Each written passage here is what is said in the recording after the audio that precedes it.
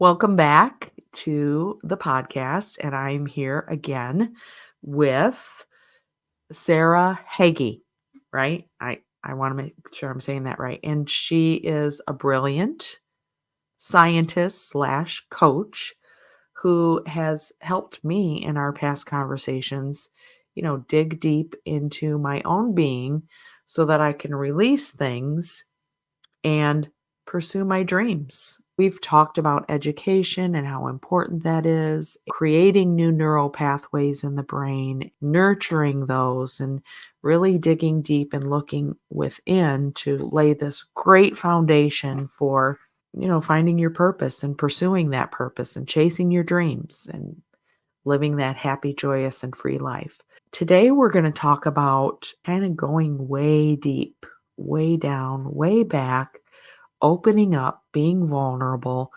looking at generational trauma or generational experiences and how that has impacted us, affected us, and how we can turn that around. I'll start out with the story of my father-in-law, Dick. And when he passed away, I was sitting in the funeral parlor and he had written a journal, and it was about 90 pages. And I read the whole thing. I was captivated, mesmerized. I couldn't believe what I was reading. When Dick was a young child, they were very poor.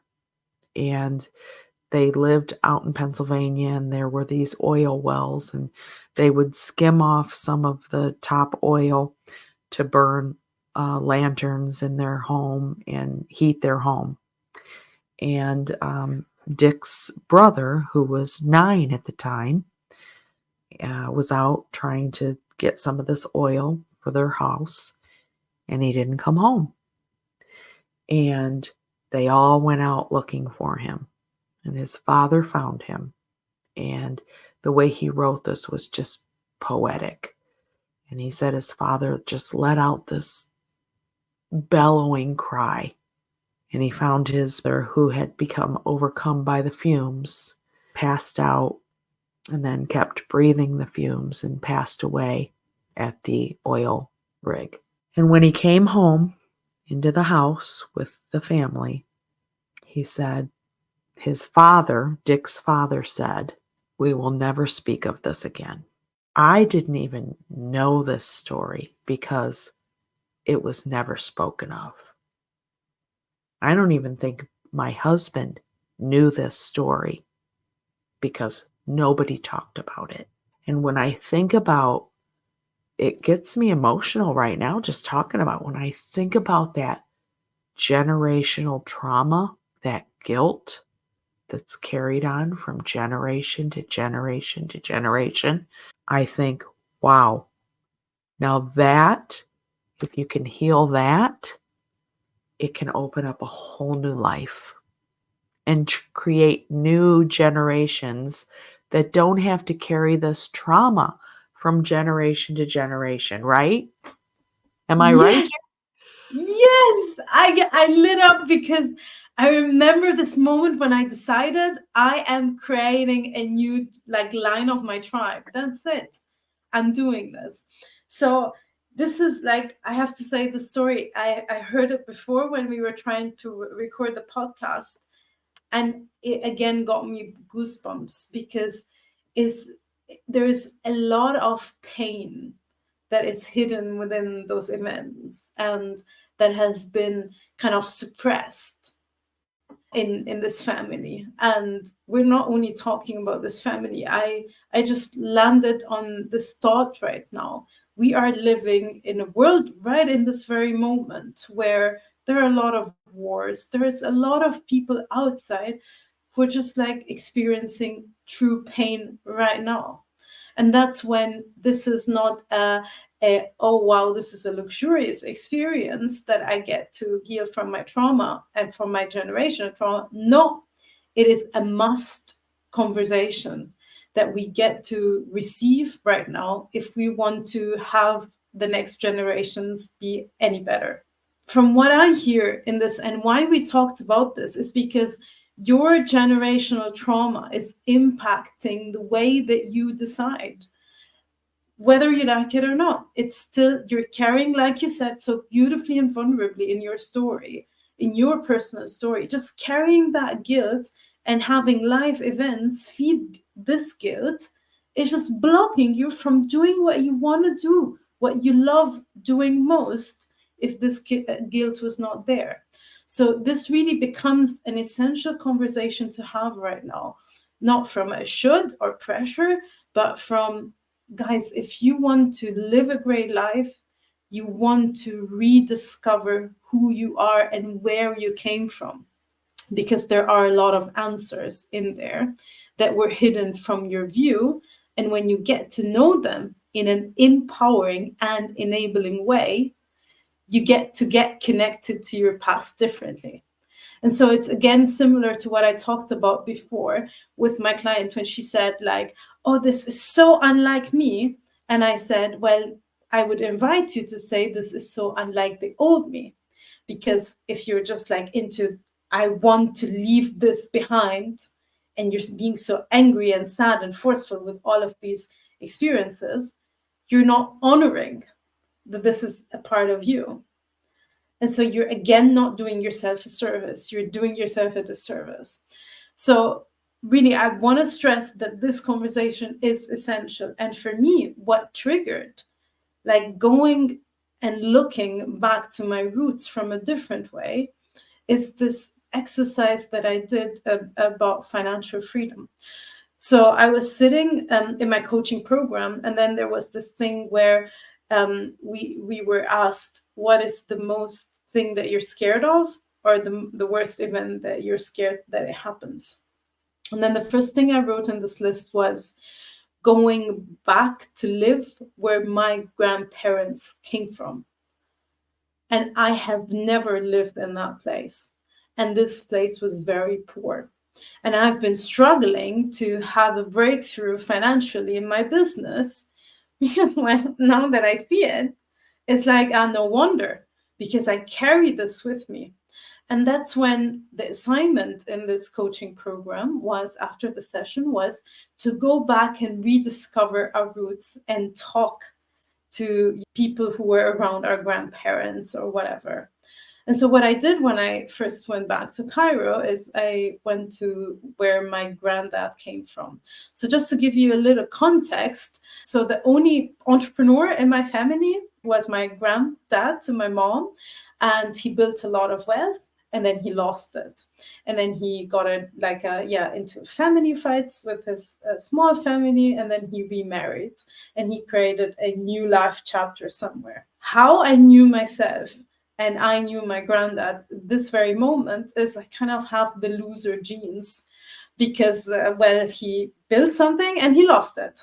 How come I will be luckier?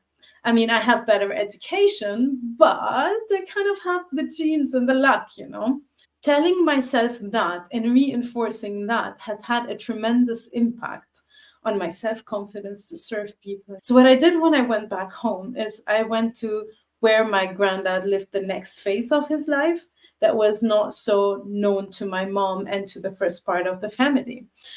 And then I just went to discover how profound impact did he have where he lived. So what he actually did was he kind of like created wealth. So he was a businessman, and then something happened. He fucked up. Excuse my French, but we're going to use this word quite a lot in this part. And then he was like, okay, money is not giving me the satisfaction that I want. So let me see what gives me satisfaction. And then he utilized his power to connect people. And so he created things for impact. And he was so impactful that he, built schools, he built educational institutes, and he was not even educated himself. And so he did all of this immense, beautiful work that connected people together and contributed to the community having a better future. His best friend is buried next to him. And the way that he created, he was so good at everything he did. He was so mindful of serving people. Even the way he created his grave was, to accommodate so many people, and he tested it himself. like being alive. He was like, is this my body? Is okay? Is stretched enough? I'm like, wow, he has such beautiful attention to detail. And how people remember him at this community is a person of service. And so after this trip, like my whole perspective lit up. Oh my God, I don't have the loser genes. I don't have the loser genes. This guy was great. And that's when I started telling my siblings and telling like my cousins and my nieces and everything. I'm like, guys, we don't have the loser genes. Oh my God, this guy was great.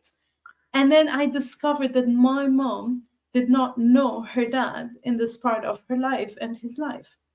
Why? Because what happened is when he attained wealth, something we talked about in the last podcast, he started being dissatisfied with the quality of relationship that he was having with his wife. So he wanted more. But then he couldn't communicate this with whatever respect or whatever. So they start having a lot of conflict.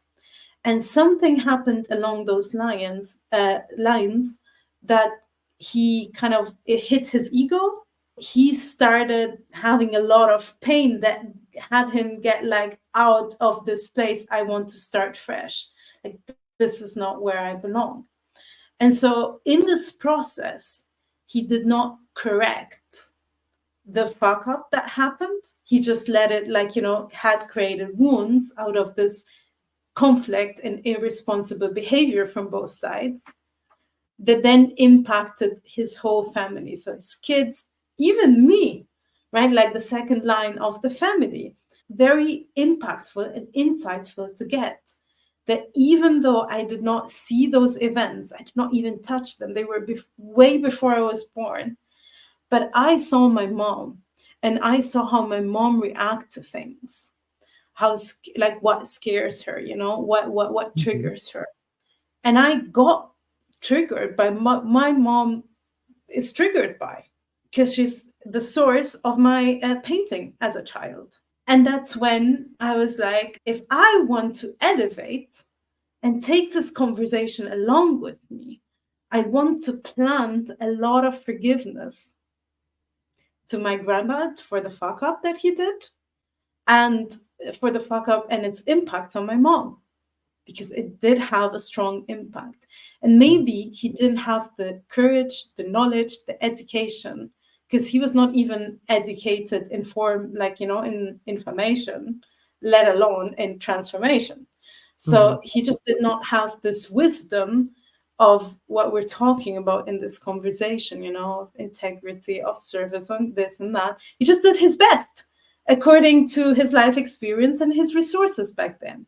And so it's really up to me to plant this forgiveness, not only for myself and for what I believed for so long, because that is just so not true. I have great genes. I'm so very grateful that because of my great genes, I got to do all of these amazing successes. Because, I'm connecting and being connected to my past. And so just want to share this because this was one of the best moments. So I kind of like asked my siblings, my nieces, my cousins and everything to create those beautiful family gathering of sharing knowledge. Because, we're far away in life, we're in different continents. I said, okay, guys, if you want to suffer less, you need to learn from my experience. That's it. This is the only way I can get you faster as a human being. So through this learning. And so we were sitting there, and there was my oldest uncle in the conversation. He usually doesn't talk much. Out of the blue, my uncle says, I want to apologize to my mom and my sister for doing them a disservice and not treating them very well all of those years. It's just that I was very angry at what happened with my dad. And then he teared up. And that moment when this family gathering was came to an end, my cousins came to my uncle, they hugged him and they said, thank you for being the first man who is so very open and vulnerable. I mean, I didn't do anything in this meeting effectively to cause this, except having an open and generous space for us to retell ourselves better stories about our past. I have a really this question's been burning my mind since you said it. You use the example of a poor relational past, abandonment, whatever, but then you went back and found that he was very successful. How can people shift the relationship to the past if they can't find that success? How do you do that? What if you come from, a past that you can't reconcile with, but yet you want to elevate? Is there a way to do that with the generational trauma? It's not a conversation about success. We're talking about success because it's something I value for myself in my life and in this Uh, conversation particularly. yeah, So many different people have had their lives with their fuck ups and what they are remembered for that is good. So I get that a lot of us have a really bad relationship to the past. They say nothing good happened to me in the past. My family was shit. Those people need some more time than somebody who's a little bit more neutral, who could see some good things from their I past, got it. you know. So it's Okay, really like, yeah, so it's really like the ability to be open to see right, that every human being who comes here, even if they're not successful, there are things that they're remembered for. right. Sometimes they fucked up so much that there is nothing good to be remembered here. But I can, in all honesty, say behind every fuck up is the desire to not fuck up. They just couldn't do it. So if Mhm. you get in So touch, it's almost like sifting out, like you're sifting, sifting, sifting, sifting, and what you want left is the goodness, the gold. ex- You're sifting for exactly, the gold, and that's what you're exactly. looking for in your past. And there is no human being who does not have gold in them. It's impossible. Right. Yani, it's just like it's just not possible. If they fuck up, it's because, and that's why you got upset. Wait a minute, that's why you get on substance abuse. So when you get addicted to something, even if it is to food. So we get addicted to something to compensate for our failures. So we see ourselves as those low people who are not able to succeed. But I invite you to get that in this, oh, I'm so like small, I cannot, there is a hidden desire of something that I want to achieve, but I cannot do it. And that's when I lean onto help to actually do it. If I get to do that, I'm creating a whole new line in my tribe. That's it. And it goes back to a lot of times I've heard people say, I tried this and it didn't succeed. I tried this and it didn't succeed. But I just kept going. I just kept doing. And eventually I succeeded.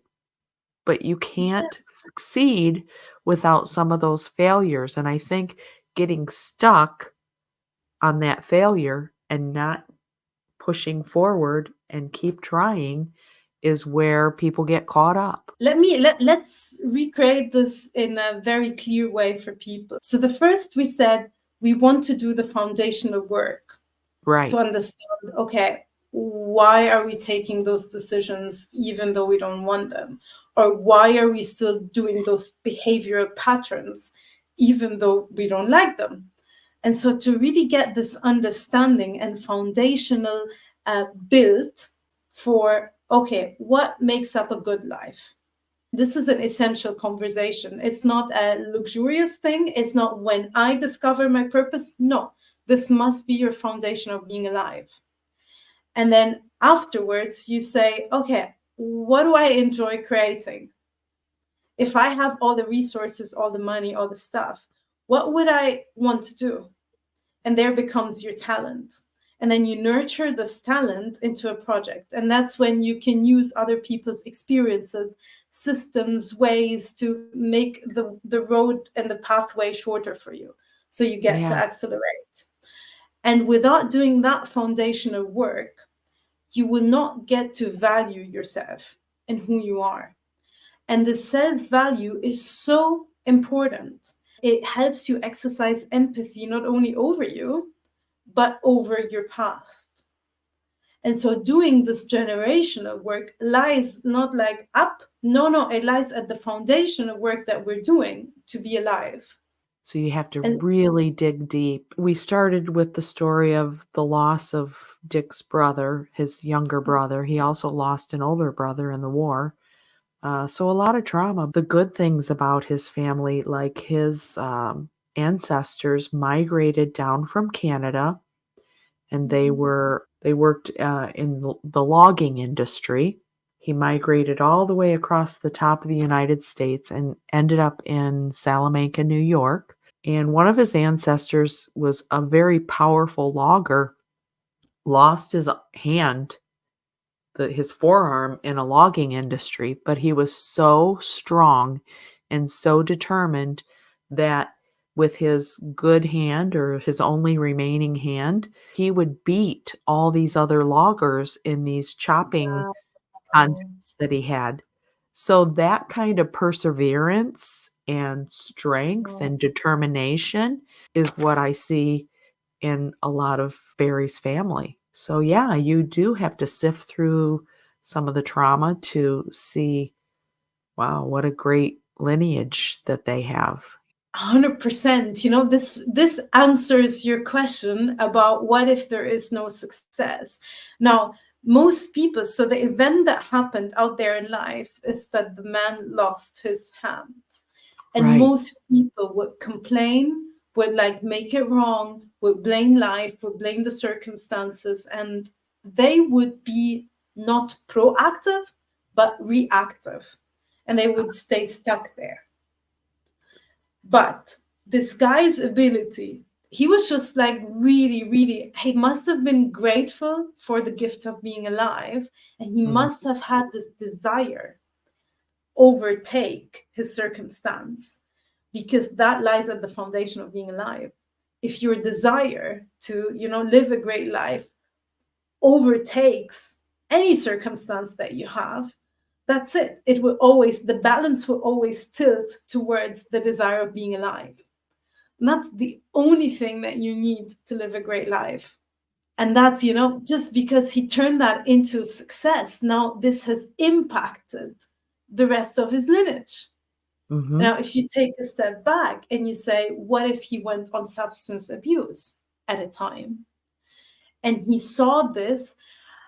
Oh my God, I hear this so loud in my brain, this thing that Tony Robbins says that I didn't believe when I started this work, which is, the moment that you see that life happens for you and not to you is the moment where you experience the joy of being alive. Any given moment, I had really difficult circumstances that I could say, this is what my friends tell me. They tell me you traded off a very easy lifestyle from what you're doing. You're crazy. Well, I wouldn't trade it for anything else, because this has really had me create such a strong foundation of being alive that every time I'm winning, and this desire, now I could, like, my mom, now my dad are like my biggest supporters. They see that she just did not lose her mind, but she actually wants to create this whole next level future for Mhm. us as a family, Mhm. for her line, for our line. So it's really like when you get in touch with those experiences and you create a strong foundation of being alive, and you have this desire always winning, that's when you just elevate. And you're not only Mhm. elevating, like you said, you see his family members and they're lighting up with perseverance because Mhm. they're just God gifted. So the Yeah. war did not, or the bad circumstances or whatever, even the war had led to their immigration, had led to them landing the best thing and the next best thing, and so on. Your ability as a human being to retell yourself those stories from a different perspective. I like to always like create it for my clients as a 6 and a 9. This approach when you are standing at a 6 and you see it a certain way, and I'm standing at the opposite of it, the opposite angle, and I'm seeing it in a different way. And so if we say, here's disempowerment and here's empowerment, and you're right at disempowerment because your past has been telling you that this is the normal, ordinary way of reacting, you just get used to it. And Mm-hmm. so, somewhere in your generational line, if it was not broken by somebody else, it must be broken by you. I'm doing the work now, the foundational work, to go into the side of empowerment and to see how can I be gifted in that really dark situation. And it can happen at any age, because when Brad died, honestly, I wanted to die. I Yeah. did. I felt like, please, me, not why him, take me. You know what I mean? There was a period where I was very close with my daughter, and she kind of backed away from me. So then I felt like I lost him and her. She admitted to me that it was just so painful for her to witness my pain that she had to distance herself from me. She couldn't be around it. And that's when, I mean, seeing that with her is when I decided I've got to reach for happiness. I've got to reach for some joyful things. And little by little, I started putting some of these happy moments in my life and trying to do fun things and get out of myself. That was a journey. It really took me making a decision that I Yeah. wasn't going to be feeling like this the rest of my life. Even though I was putting those things into action and trying to do this work and not feeling it, I made that decision that I was going to get better. And today I am better, but it took a lot of Yeah, work. I get that. It takes a lot of work, but Um, isn't it very rewarding? Very. I go on vacation. I have traveled more in the past year than I could have ever imagined, ever in my lifetime. And I could even argue that this experience, I don't know what happened, this experience has served you with other people. So, for example, if you are a nurse and you're supporting people with addiction, this experience and how you dealt with him and everything teaches you now how to do it with more impact. You show up 100% responsible, and then you hope and pray that the other person is open and is doing the work for themselves, and that's when you create the impact. It's really shaped my whole career path, everything. And it's true what you say. I am 100% invested because I want people to succeed. I want them to know their value, their worth, and that I believe. I believe in them. Brings me to something that is very critical in this conversation, and that's why it's one of the earliest topics that I talk about in the article series. It's the power of decision making. So when you take a look at decision making, most of the work that you see is foundational business work. As humans, we want to understand and be educated on how the brain takes decisions, on why it takes decisions, and on the power of decisions. Because right in this very conversation, you gave me two beautiful contrasts as to, to dual, duality, two dual experiences of being alive. So this experience of the ancestor who lost his hand, he made a decision that this incident will not define who he is. And so he continued to work and he continued to win over with his limited resource. And then your father-in-law, I don't know if they are the same person, but in a different incident, when his son died, then the decision, or his brother died in this case, the parent took the decision that this is never going to be talked about again. So those are two examples of decisions that shape your whole future. One of them is empowering, and one of them is extremely disempowering. And people take those bad decisions because it's too painful. So once people understand, okay, what is pain, how to deal with pain, why does pain come, what does pain tell us, is pain good? Because without pain, I have to say, you're not going to be alive right now. If you don't try to touch the electricity as a young kid, and then you get pain, you're just going to touch the electricity, you're going to get electrocuted, you're going to die. It's what's keeping you alive. But sometimes there is so much pain, like, it's a very typical phenomena that happens in my conversation, that people cry. And I'm like, and then they try like, oh, sorry. I'm like, guys, it's like peeing. Relax. Your eye is having so much, there's so much that's blocking your eye right now.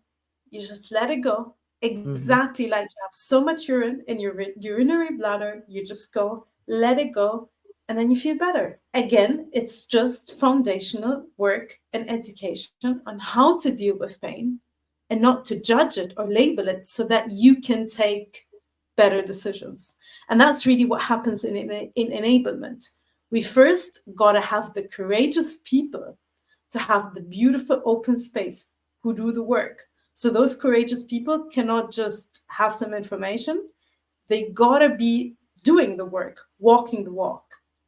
And then when I come to talk to such a courageous human being who's open and vulnerable, then I get to be without any labels, without any shame, without any guilt. And then I get to talk about my shame and guilt and this and that. And then Mhm. with that guidance of the other person who is experienced in how to get rid of that, they just give me and offer me perspectives on how to get rid of that. And then I take better decisions. And then I just leave this person, I thank them, and I go create my own life. And that is a beautiful conversation, isn't it? Yeah. When I was in that deep, dark, painful place, I had people that held space for me. And how I visualize that is they held my hand, they sat with me when I needed to sit, they took a couple steps with me forward when I needed to take a few steps forward, and when I was ready, they guided me out of the darkness. And I think that's what a powerful coach can do for someone. So Yeah. it's not like I'm just, "Come on, come here and do this with me." No, it's like, "Okay, you're sad. You're gonna cry. That's okay. I'll be here with you. You will get through it if you make the decision that you want to." I have a very powerful set of tools on decision making. They're like my little secrets. Yeah. But I share them in those, I share some of them in this article series. So you really want to take a look at, I Yeah. think, chapter 7 or something. And I really take all of this series from how does the brain work into my own story as an immigrant and how I've been, my block really has been dealing with change. That's what took me so much suffering, so long time. I came to this country, I was on my own, I felt very unsafe. It's a conservative country, a lot of people look a certain way, and early at that time I look very different to people and people's eyes, and so I just completely get lost and blocked. But had I learned about change, managing change, not as a leader in a company, but as a human being who's committed to something, I would have like been adaptable with my environment. And so the amount of suffering that it took me would have been considerably less.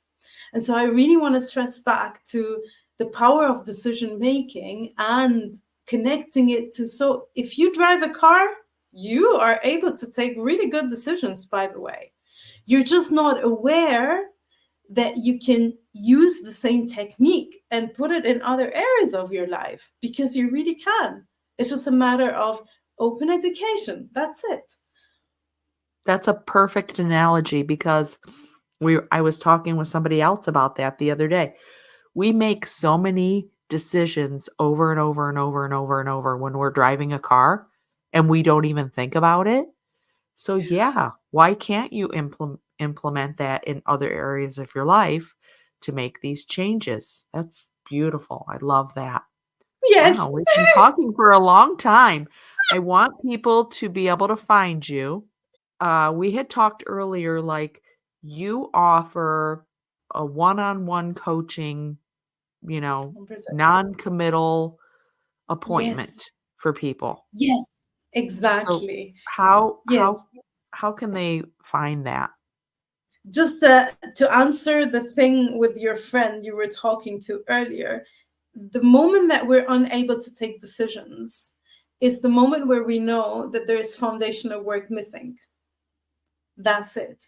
And when you just get it, I want people to get it. Okay, there's foundational work, and there is the work where I want to be, but without the foundational work, I'm just not going to get to that level. And if I get to that level, something miraculous will happen. I will build the life that I want. So that's really what I want to conclude with. Now, Yeah.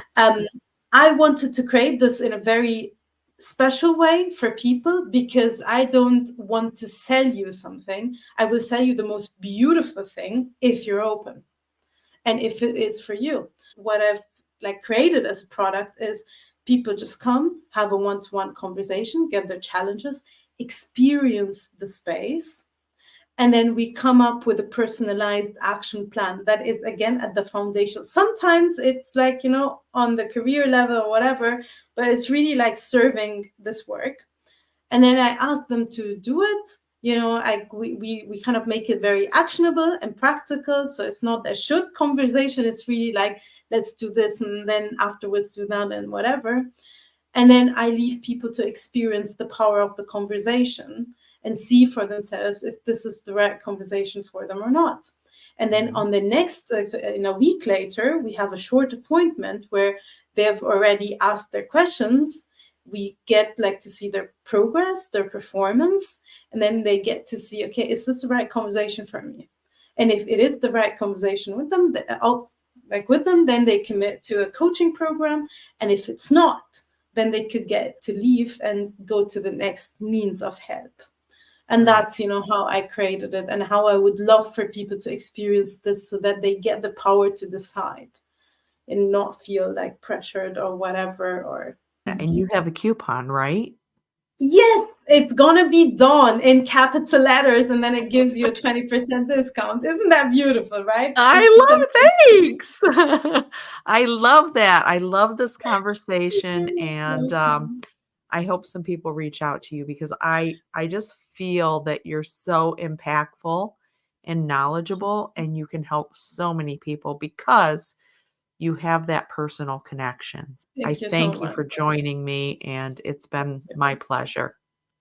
It's my pleasure too. Thank you so much. And thank you to everybody who's been open to listen and still be at this point of the conversation. You go and have a great life because you deserve one.